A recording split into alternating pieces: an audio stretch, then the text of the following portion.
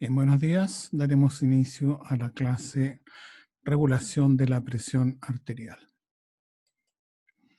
Como habíamos mencionado anteriormente, en el caso de la jirafa que tiene un cuello tan largo, se requiere que el corazón genere una presión a la salida de la aorta de un nivel bastante alto para que al llegar arriba a la entrada del cerebro, digamos, se encuentre o se genere una presión arterial media de 100 milímetros de mercurio. Entonces hay una caída de presión a medida que subimos por el cuello de la jirafa.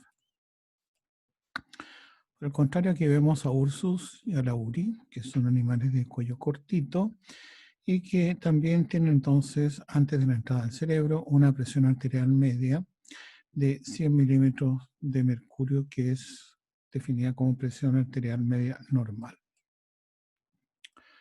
Entonces, para mantener la presión arterial, se requiere la cooperación del corazón, los vasos sanguíneos y los riñones, y también la supervisión del cerebro.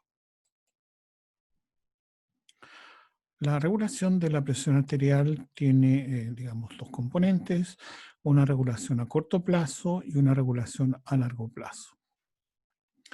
La regulación a corto plazo involucra el control del diámetro vascular, por lo tanto, el retorno venoso, la resistencia periférica, la frecuencia cardíaca y la contractilidad miocárdica. Estos efectos son mediados por el sistema nervioso y por señales humorales o endocrinas. Mientras que la regulación a largo plazo afecta la volemia, el volumen de líquido extracelular, la ingesta y excreción de líquido y también la ingesta y excreción y reabsorción de sodio a nivel renal. Recordemos el caso del cambio de posición de decúbito a una posición de pie en un individuo que ha estado relajado. Y veíamos que este cambio brusco de posición produce una acumulación de sangre en la zona baja de las piernas. Por lo tanto, aquí hay una reducción momentánea, transiente, retorno venoso. Como llega menos sangre, también se expulsa menos sangre y se va a producir una reducción transiente de la presión arterial en el circuito sistémico. Vamos a ver entonces que hay un reflejo frente a esta disminución de la presión que se va a expresar en una reacción vasoconstrictora. Esta reacción de vasoconstricción es mediada por la activación del simpático, que libera norepinefrina y que a través de receptores adrenérgicos de tipo alfa-1, que están presentes tanto en las venas como en las arterias, van a producir vasoconstricción. Entonces, en las venas se reduce la capacidad y en el sector arterial aumenta la resistencia periférica. Ambos sistemas entonces van a contribuir a la recuperación de la presión arterial en nivel normal. Regulación a corto plazo. Vamos a hablar del reflejo del varoreflejo arterial o presor, digamos. Entonces, en este caso, en este varoreflejo, tenemos que la variable regulada es la presión arterial, que existen sensores o receptores que se llaman varoreceptores o presoreceptores que detectan la magnitud de esta variable, la presión arterial. También este circuito consta de vías aferentes que llevan la información al sistema nervioso central y también los centros que procesan esta información. Tenemos también vías eferentes que van a llevar información hacia los efectores. Además, tenemos entonces estos órganos blancos que van a ser los vasos sanguíneos y el corazón. Y también definimos lo que es el punto de regulación o set point. Esta imagen nos muestra entonces la relación que hay entre los vasos sanguíneos, corazón, sensores y centros de regulación del sistema nervioso central. Entonces, nuestra variable regulada es la presión arterial. Y esta presión arterial requiere entonces la presencia de un sensor, en este caso varoreceptor o presoreceptor, que está localizado en las paredes de las arterias. Y la distensión entonces de esta pared va a producir la activación de estos varoreceptores que van a enviar señales vía frecuencia de descarga de potenciales de acción, vías aferentes hacia los centros reguladores. También tenemos acá una entrada que aparece como referencia, que supuestamente es la referencia normal, el nivel normal, que serían los 100 milímetros de mercurio, para el caso de la presión arterial. Nadie ha ubicado justamente dónde podría estar localizada esta referencia. Pero este es un diagrama de tipo ingenieril y por eso se le da este diseño. Acá en esta caja se representa un grupo de neuronas que constituyen el llamado centro regulador. Y tenemos las vías eferentes o de salida que básicamente aquí aparecen como sistema nervioso autónomo con sus componentes simpáticos S y parasimpático PS. Entonces tenemos salida simpática hacia el sector venoso, salida simpática hacia el corazón, salida simpática hacia el sector de las arterias y salida parasimpática hacia el corazón. Entonces en esta médula oblongata, como dice, se encuentra este conjunto de neuronas que conforman estos centros o este centro con distintos componentes. Aquí podemos distinguir el centro vasomotor, cuya salida entonces se ve en color rojo, flechas rojas que corresponden a salida simpática. ¿Y qué efectos puede producir esto? Por ejemplo, el músculo esquelético recibe un simpático vasodilatador que se puede aprovechar entonces durante ejercicio, por ejemplo. En la mayor parte de los órganos, la salida simpática, por ejemplo, el sector visceral, va a producir vasoconstricción.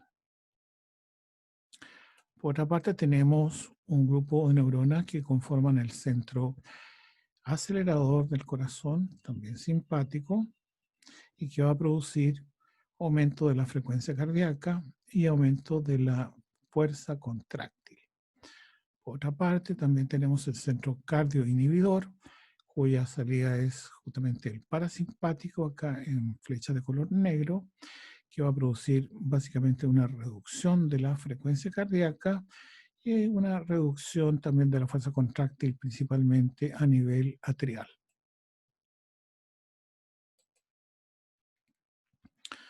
Ahora, en cuanto a los varoreceptores, debemos indicar que estos se encuentran justamente en las arterias cercanas al cerebro.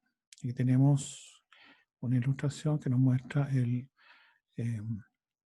lugar donde están los varoreceptores del seno carotidio, es decir, el punto donde la carótida primitiva se divide en la interna y la externa. Entonces aquí encontramos estos varoreceptores.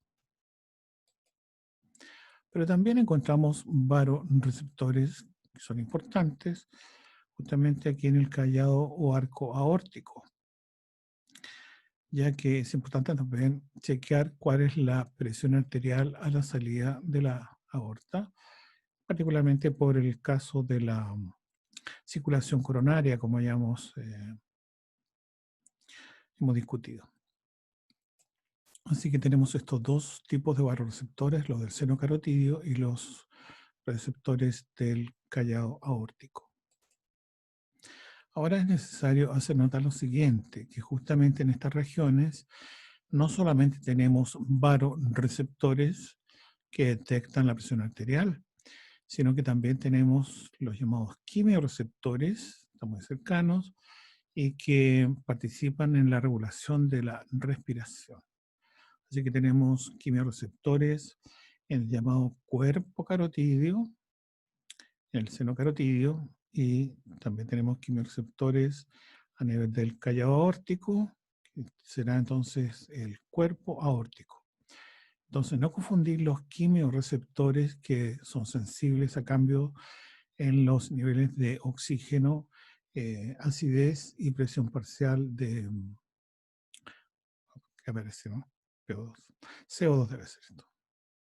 CO2, O2 y acidez. Así que no confundir estos receptores. Nos quedamos entonces con los que indican la flecha roja, que son los varoreceptores del seno carotídeo y del callado aórtico. Esta imagen nos muestra aquí arriba la onda de presión en la aorta y abajo la respuesta eléctrica que se puede detectar a la salida de los nervios que emergen de los varoreceptores. En este caso vamos a fijarnos en este nivel, en la frecuencia de descarga de este varoreceptor, cuando nos encontramos con un nivel de presión arterial normal, es decir, de 100 milímetros de mercurio. Ustedes pueden ver que en el alza, durante el alza de presión, se produce una mayor frecuencia de descarga que durante la caída de presión durante la fase de diástole. Entonces produce estas variaciones de frecuencia cardíaca, otra voz, de frecuencia de descarga de estos varoreceptores a lo largo del ciclo cardíaco. Entonces en esta animación que ustedes también la tienen, podemos destacar que con el latido cardíaco se produce esta onda de pulso, como hayamos visto, y los varoreceptores, ya sea del seno carotídeo o del callo aórtico, van a responder más efectivamente al alza y al valor máximo que alcanza la presión arterial durante el ciclo cardíaco. Esta imagen nos muestra también la relación que hay entre la presión arterial media y la frecuencia de descarga de estos varoreceptores. Entonces, una persona normotensa, la sensibilidad es máxima. Ustedes ven acá está expresado en porcentaje de frecuencia. La sensibilidad es máxima justamente en la zona de los 100 milímetros de mercurio de presión arterial media. Entonces, esta curva puede estar desplazada en el caso de los hipertensos. Esta otra imagen nos muestra, ya visto, sistema de control con sus distintos componentes y salidas autonómicas, y también que estos centros de control cardiovascular pueden ser afectados por el hipotálamo y también por zonas superiores del cerebro.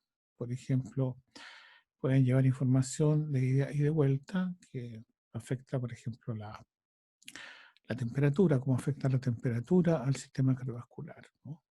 O las emociones que pueden entonces también afectar la presión arterial y que nacen entonces de la corteza. Veamos los componentes del centro de control cardiovascular entonces. ¿Qué hacen estos? Tenemos el centro cardioacelerador. Su estimulación libera norepinefrina en el corazón, aumenta la frecuencia cardíaca y la fuerza contráctil. Tenemos también el centro cardioinhibidor, que libera acetilcolina en el corazón, disminuye su frecuencia cardíaca y la fuerza contráctil, particularmente a nivel arterial. Tenemos también el centro vasomotor, que es simpático, recordemos, que libera norepinefrina en la musculatura lisa de venas y arterias. Produce vasoconstricción arteriolar, por lo tanto aumenta la resistencia periférica. Y también produce vasoconstricción venosa. En ese caso disminuye la capacidad del sector venoso, aumentando el retorno venoso. ¿Qué ocurre en este sistema si sube la presión arterial? Entonces esta imagen es animada, ustedes la pueden revisar entonces en su versión de la clase. Entonces si sube la presión arterial, aquí vemos que se activa una neurona de color rojo, lo que está indicando que hay una salida inhibitoria, en este caso, porque vemos acá que se inhibe el centro cardioacelerador. Por lo tanto, los efectos que van a producir, que va a producir esta inhibición, va a ser una reducción de la frecuencia cardíaca y de la fuerza contráctil. ¿Qué más? Entonces,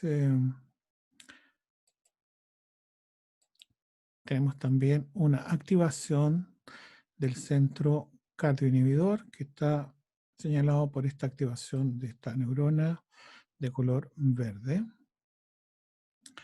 Entonces va a haber una activación de este centro que va a producir una reducción de la frecuencia cardíaca en forma activa, es decir, una activación parasimpática.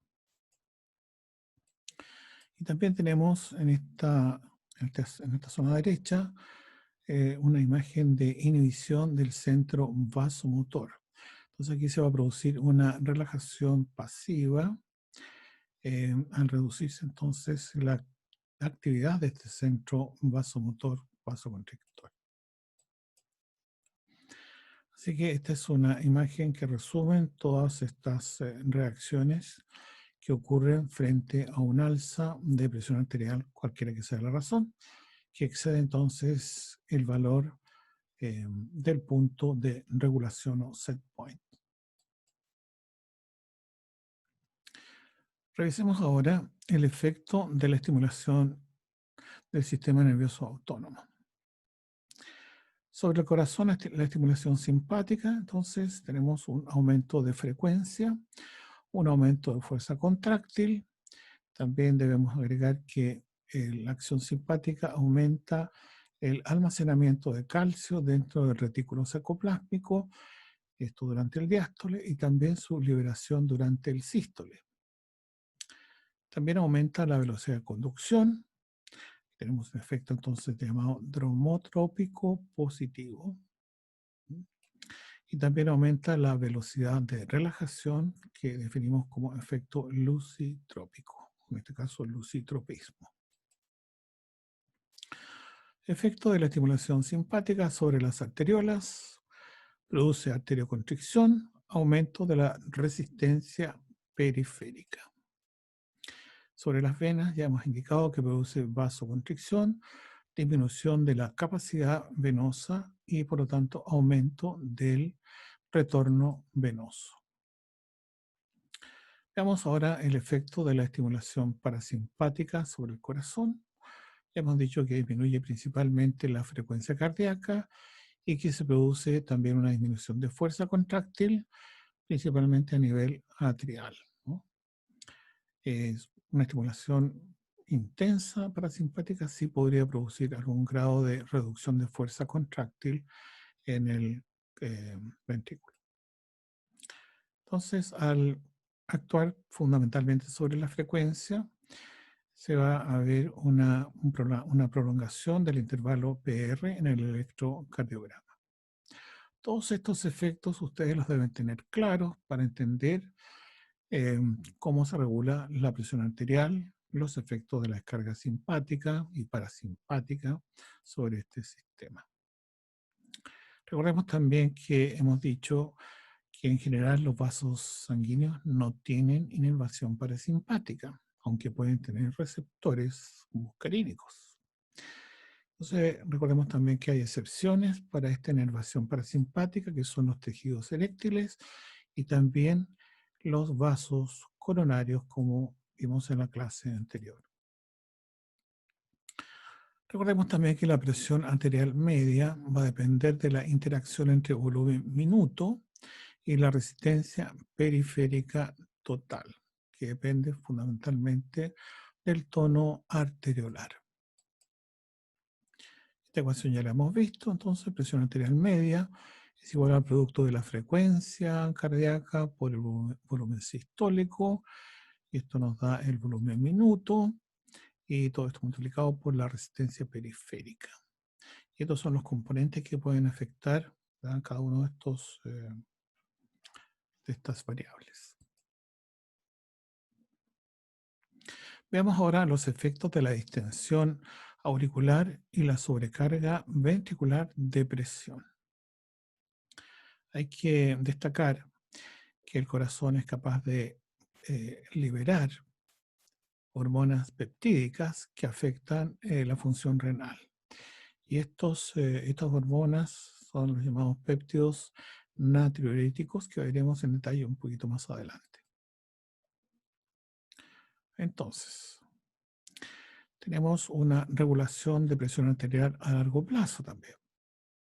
Entonces vamos a ver que en este caso hay una relación entre la volemia y la distensibilidad vascular, lo que corresponde entonces al concepto de presión media de llene circulatorio que ya estudiamos en alguna clase anterior. Vamos a ver también la relación que existe entre la volemia y el volumen de líquido extracelular. Vamos a hablar del sistema renina-angiotensina y la relación que hay entre la presión arterial media y también la diuresis. Y también vamos a mencionar, como ya hemos indicado, los efectos que tienen los péptidos natriuréticos en lo que es la regulación de la presión arterial. Entonces el riñón es el órgano más importante en determinar y regular la presión arterial a largo plazo y lo hace a través de un sistema neuroendocrino. Generalmente cuando uno estudia sistema nervioso autónomo piensa que es un sistema netamente eferente. La verdad que no necesariamente es así. El sistema simpático renal tiene vías aferentes que se originan desde mecanorreceptores y quimiorreceptores localizados dentro del riñón. Tiene también vías eferentes que se originan en el sistema nervioso central. Y estas vías eferentes pueden liberar renina y producir, por ejemplo, vasoconstricción. Esta imagen nos muestra justamente el concepto de presión media de llene circulatorio y recordemos que se da esta presión en condiciones de paro cardíaco y es el resultado de la relación que hay entre el volumen o volemia contenido en este sector y la distensibilidad justamente de este sector que es todo el volumen del sistema cardiovascular. Hablemos del sistema RAS o sistema renina-angiotensina.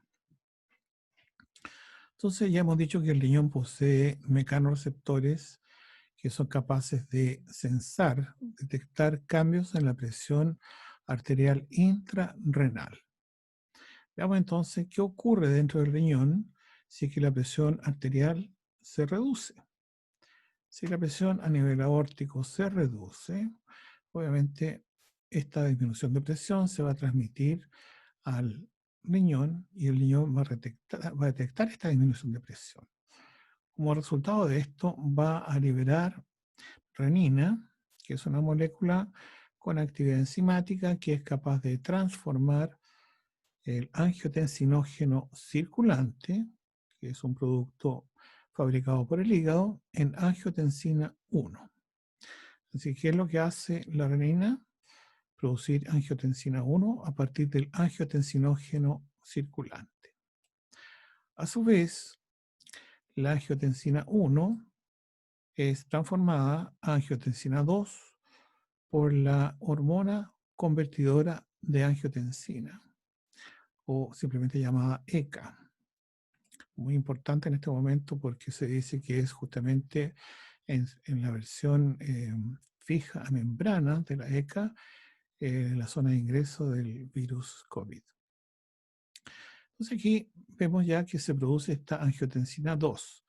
Y esta angiotensina 2 es un péptido que tiene ciertos efectos. Por ejemplo, es capaz de producir vasoconstricción en forma directa a través de los receptores AT, angiotensina. Por lo tanto, va a producir ya una vasoconstricción. Al mismo tiempo, la angiotensina 2 es capaz de actuar sobre la corteza de la glándula suprarrenal, produciendo y liberando aldosterona, que es una enzima esteroidal, perdón, es una hormona esteroidal que es capaz de retener sodio y agua. De modo que la acción de la angiotensina 2 en este sistema que estamos revisando va a ser justamente aumentar la presión arterial por vasoconstricción y por retención de agua y sodio. Tenemos el llamado aparato yuxtaglomerular, que ustedes van a ver en detalle con el profesor Monsalve. Entonces es en esta zona, en las células yuxtaglomerulares, que se produce la renina y es liberada en la sangre. Entonces la renina es liberada por los siguientes factores. Aumento de la actividad simpática.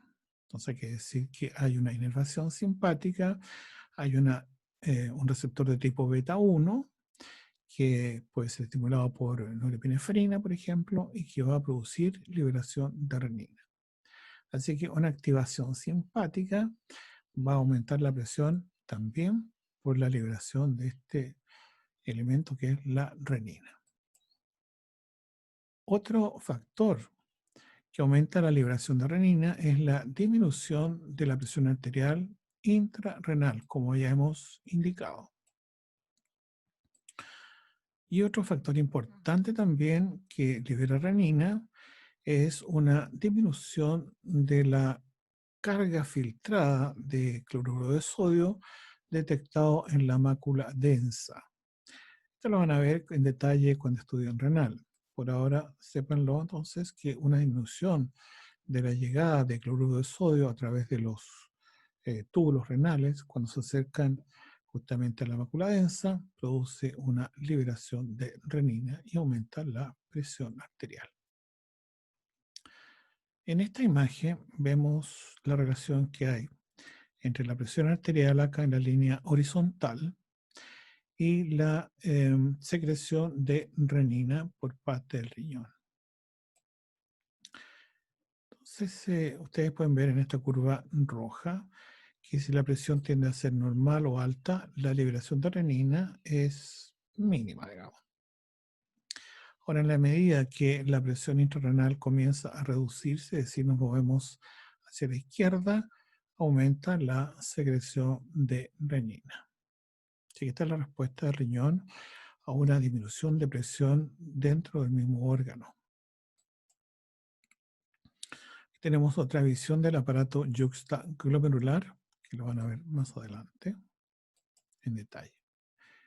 Y aquí ilustra justamente esta relación que hay del sistema renina-angiotensina, ya hemos indicado la liberación de renina, y hacer énfasis en que la enzima convertidora de angiotensina, ECA o ACE, en este caso en inglés, se encuentra en gran concentración en el pulmón, justamente. Otro de los efectos de la angiotensina 2 es producir la liberación de la hormona antidiurética, que va a retener agua y también va a producir sed y también es capaz de producir vasoconstricción. Fíjense que la hormona antidiurética también tiene el nombre de vasopresina. Así que eso explica también que esta hormona pertenezca al sistema vasoconstrictor. Esta otra imagen nos muestra imágenes, valga la redundancia, del corazón y que lo describen como órgano secretor, es decir, como un órgano endocrino.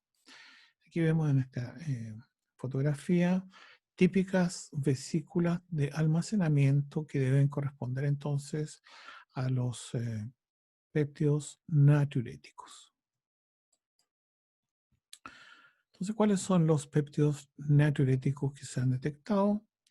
Tenemos uno liberado por los atrios, que es el péptido ANP, otro que es liberado por el ventrículo, el BNP, y también por el endotelio, que aparece aquí como CNP. Entonces, aquí están en el lado derecho cuáles son los estímulos para la liberación de estos péptidos natriuréticos. En el caso atrial, la distensión atrial. Recuerden que estamos en un sistema ahí de baja presión, por lo tanto hay una distensión a baja presión que va a depender del volumen circulante. En el caso del ventrículo, la liberación va a estar relacionada más bien con presión, la presión que va a ocurrir durante el sístole fundamentalmente. Y en el caso del endotelio, el estrés endotelial. Esta imagen animada nos va a mostrar entonces estos péptidos y sus efectos sobre el riñón. Aquí tenemos péptido tipo A liberado por la aurícula, el B liberado por el ventrículo y el C liberado por el endotelio. Veamos entonces cuáles son en general los efectos de estos péptidos natriuréticos.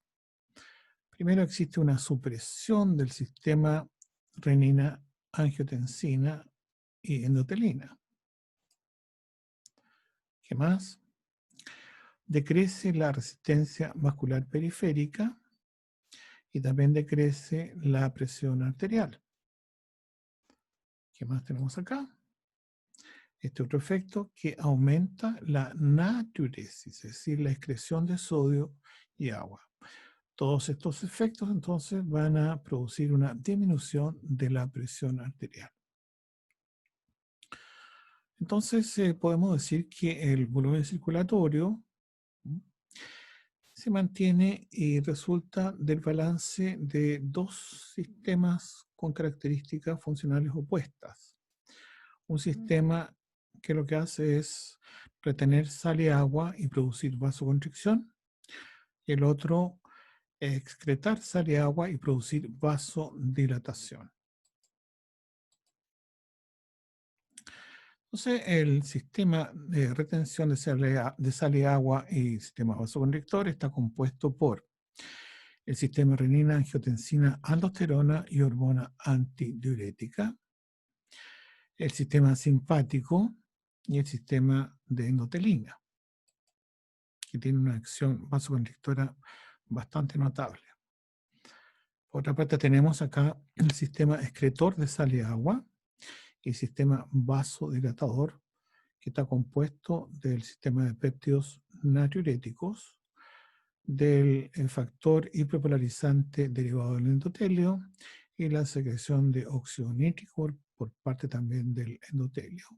Y también un sistema que pertenece al riñón y que es el llamado sistema de calicreínas cilinas. Analicemos la siguiente imagen. Aquí a la izquierda vemos el sistema renina-angiotensina. Nuevamente aquí tenemos el angiotensinógeno circulante, la renina liberada por el riñón, la formación de angiotensina 1, la acción de la enzima convertidora de angiotensina, la producción de angiotensina 2 y los efectos de esta angiotensina 2 que ya hemos descrito. Efecto vasoconstrictor y efecto sobre la síntesis de aldosterona que produce retención de sodio y también de agua. Por otra parte, aquí a la derecha podemos ver el sistema vasodilatador que tiene cierta analogía, cierta simetría, digamos, entre el sistema vasoconstrictor y el vasodilatador. Aquí partimos de un quininógeno que a su vez es transformado en bradequinina a través de un sistema enzimático llamado calicreínas. Y esta bradequinina, que es activa, va justamente a producir liberación de óxido nítrico y prostaciclina, generalmente, lo que va a producir una vasodilatación. Ustedes ven que la enzima convertidora de angiotensina también está funcionando en este sistema vasodilatador. En este caso, la ECA, en este lado derecho, lo que produce es la inactivación de la bradyquinina. Así que la deja inactiva. Así que les llamo la atención diciéndoles que hay fármacos que son inhibidores de la ECA y que van a afectar a ambos sistemas. Entonces propongan cuál va a ser el efecto de un inhibidor de la ECA en el caso del sistema vasoconstrictor y en el caso del sistema vasodilatador. Ya les puedo decir, por ejemplo, que la inhibición de la ECA acá va a inhibir la degradación de la bradiquinina y por lo tanto va a aumentar la duración, es decir, la vida media de la bradiquinina activa, favoreciendo la vasodilatación. Entonces, la liberación de calicreína en el riñón es aumentada por la expansión de volumen, por un incremento de la presión intrarrenal y por la presencia y aumento de vasodilatadores renales como son la dopamina y la acetilcolina.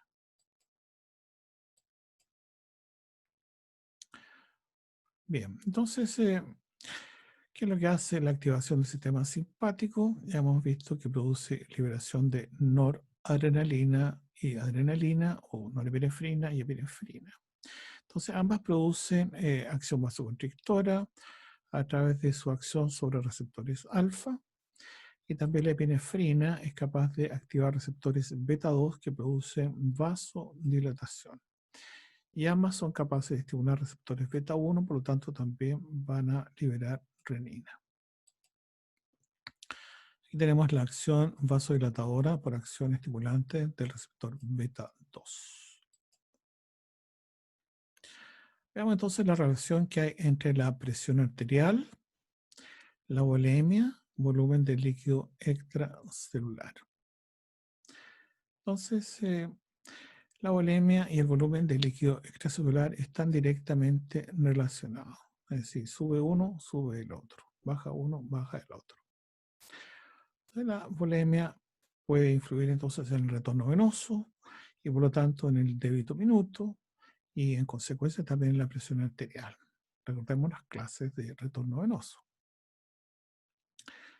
Entonces, el volumen del LEC también va a estar balanceado por la ingesta de sal y agua, la excreción renal y la modulación o modificado por la acción directa, digamos, de la presión arterial media. Entonces ahí también tenemos la natriuresis de presión, que ya hemos indicado que se debe a los péptidos natriuréticos. Esta imagen nos muestra la relación que hay entre la presión arterial y la excreción urinaria, volumen o diuresis, ¿no? Volumen excretado. ¿Qué nos muestra esta imagen? La curva roja nos muestra el alza de presión arterial y cuál va a ser el efecto sobre la excreción urinaria.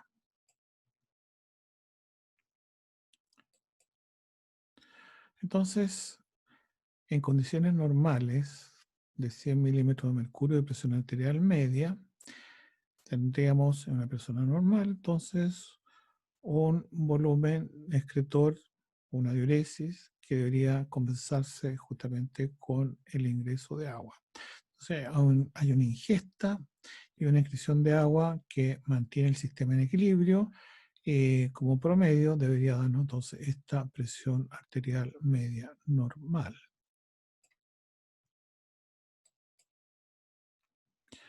Ahora, en el caso de la hipertensión esencial, se dice, por ejemplo, que esta curva normal, que está acá en este caso de color negro, puede desplazarse hacia la derecha.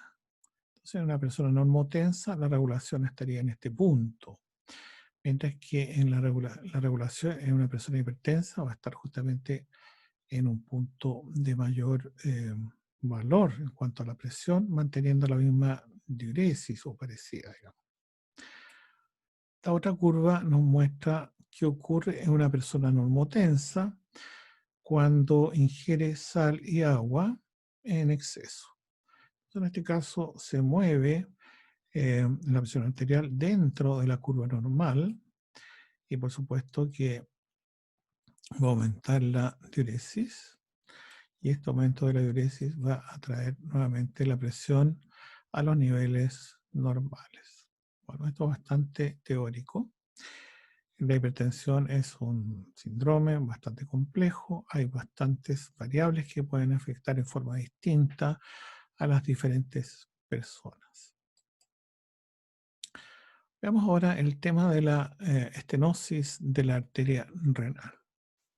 En esta imagen tenemos aquí a la izquierda la aorta y en las flechas están indicando una reducción del lumen, una estrechez o estenosis de la arteria renal. Entonces recordemos que aquí lo que debe ocurrir en forma normal es que la presión intraaórtica debe transmitirse hacia el interior del riñón y este riñón va a detectar esta presión. Si hay acá entonces una estrechez, la presión dentro del riñón va a ser inferior a la presión normal. ¿Qué es lo que va a hacer el riñón? Entonces va a liberar renina. ¿Cuál va a ser el efecto entonces de esta estenosis de la arteria renal? Un aumento de la presión arterial. Entonces, este aumento de presión arterial puede afectar y puede ser debido, por ejemplo, a una estenosis en un solo lado o puede ser bilateral y entonces el efecto sobre la presión arterial va a ser mayor. Entonces, a esta hipertensión originada por esta estrechez o estenosis de las arterias renales se le llama hipertensión renovascular. Y es compleja, ¿no? Es una de las razones por las cuales puede ocurrir esta estrechez, es la formación de placas ateromatosas. Así que cuidado con los lípidos circulantes. Otra alternativa que es más rara, sí, es que se produzca, por ejemplo, un ángulo acá, que se caiga el riñón, por ejemplo, por pérdida de tejido graso que lo rodea. Es más raro, pero puede ocurrir. Entonces, en ambos casos se va a producir una alza de presión, como les digo, que se denomina hipertensión renovascular.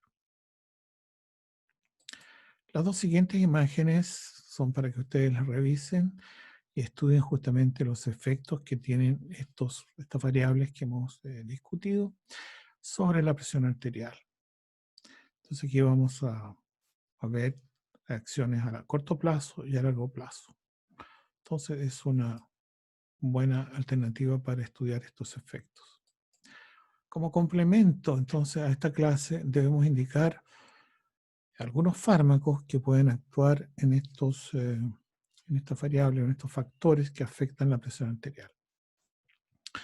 Por ejemplo, los diuréticos, tenemos la hidroclorotiazida, la furosemida, que corresponde a uno de los diuréticos de mayor eficacia o efecto farmacológico, ¿no? Entonces, en estos casos se va a aumentar la presión, perdón, la excreción de sodio y agua. También hay que decir que ambos tipos de diuréticos tienen una acción relajante en el sector venoso. También tenemos, son fármacos muy usados, son los que afectan el sistema renina-angiotensina. Aquí tenemos los inhibidores de la ECA, o enzima convertidora de angiotensina, como es el enalapril y el lisinopril. También acá dentro del sistema de fármacos que afectan el sistema renina-angiotensina está justamente el candesartán, que es un bloqueador de la acción de angiotensina 2. Y este receptor se llama receptor AT1, no AT2. Y también tenemos que decir que hay que recordar que la liberación de renina también depende de la activación de un receptor beta 1. Por lo tanto, un antagonista beta, como es el propranolol, también puede disminuir la secreción de renina por parte del sistema yuxtaglomerular. Y por último, creo que tenemos el último, tenemos desarrollo relativamente reciente, ¿no?, de los inhibidores directos de renina. Aquí mencionamos el alisquiren.